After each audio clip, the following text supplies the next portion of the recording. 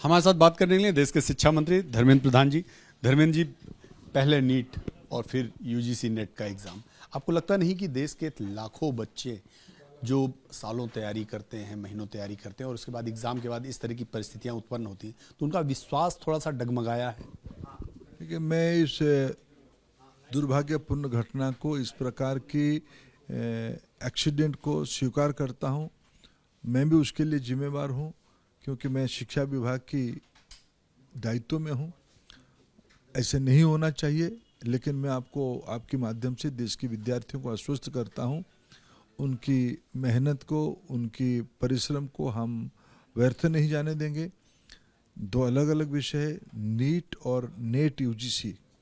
Net UGC में हमको जब भी प्रमाण मिला, जब भी सूचना मिली, कल दिन को 3 बजे सूचना हमको मिली, हमने 2-4 घंटे में उसके ऊपर एक निर्णय कर लिया।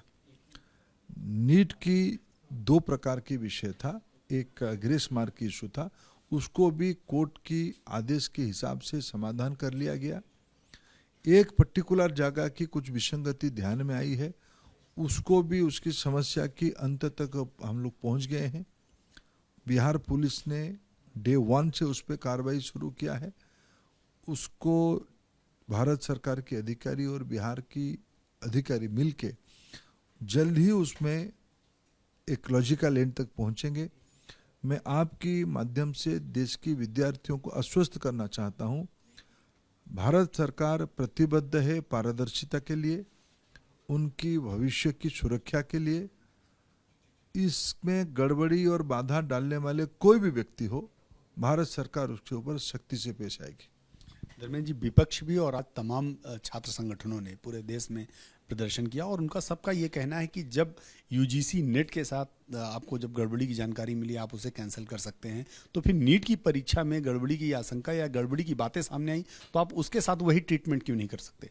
देखिए, मैं फिर कहूँगा, जो तथ्य सामने आई है, नीट और नेट यूजीसी में एक मूलभूत अंतर है।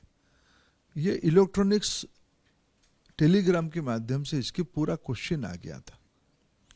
नीट के मामले में मूल विषय था ग्रेस मार्क, एक प्रोसीजरल एनोमलीज था, मूल विषय था।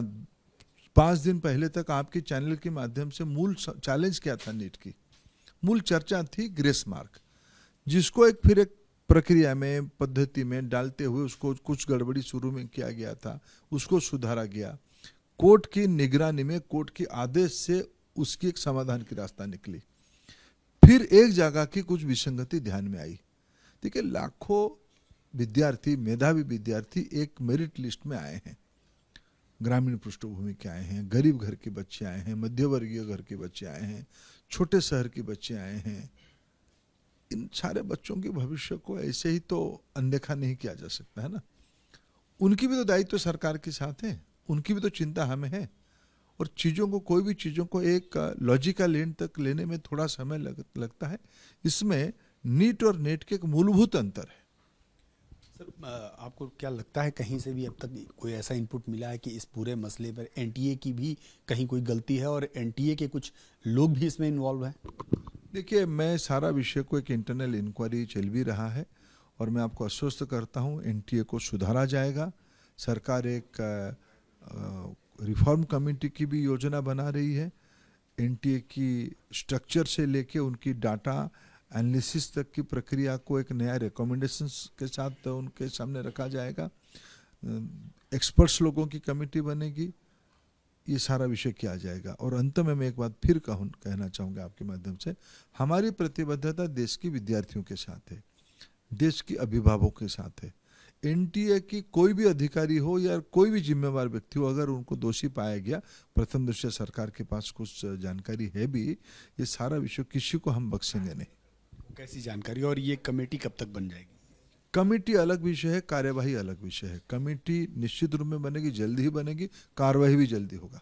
लेकिन इन सब बीच में कांग्रेस के राहुल गांधी हैं। राहुल गांधी ने बड़ा तीखा हमला किया है सरकार की पूरी व्यवस्था पर, सवाल खड़ा किया है और उनका कहना है कि जो शिक्षा संस्थान हैं, जो भी व्यवस्थाएं हैं, उनमें भारतीय जनता पार्टी और संघ के लोगों का कब्जा हो गया है और इसीलिए ये सारी गड़बड़ियां हो रही हैं। देखिए, मैं तो भी भारतीय जनता पार्टी का हूँ। अभी चुनाव खत्म हुए हैं, मैं राजनीतिक भाषा में आज उत्तर बिल्कुल नहीं देना चाहूँगा। मैं भारत सरकार की शिक्षा विभाग के दायित्व में हूँ।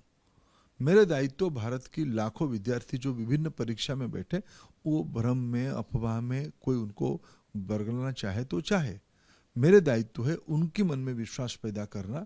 सरकार आप ही के हैं, आप ही के साथ है, आपके लिए पारदर्शिता के साथ पद्धति लाएगी।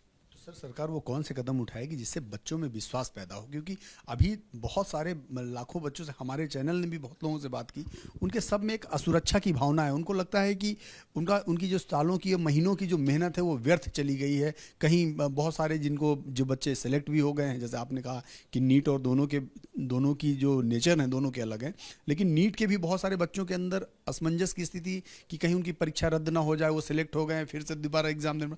तो इन सब चीज़ों से कैसे निकलेगी सरकार? इसीलिए बच्चों में कैसे विश्वास कायम? आपकी भी मदद चाहिए। अफवाह और भ्रम हम कोई भी ना फैलाए, ये सबकी दायित्व है। तो ये जो कमेटी आपने बताई सर, कमेटी कब तक गठित करेंगे? शीघ्र हो जाएगी।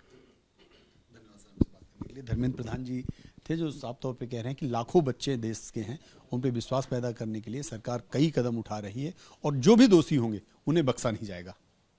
कैमरामैन सुरेंद्र के साथ नीरज पांडे, एबीपी न्यूज़, दिल्ली।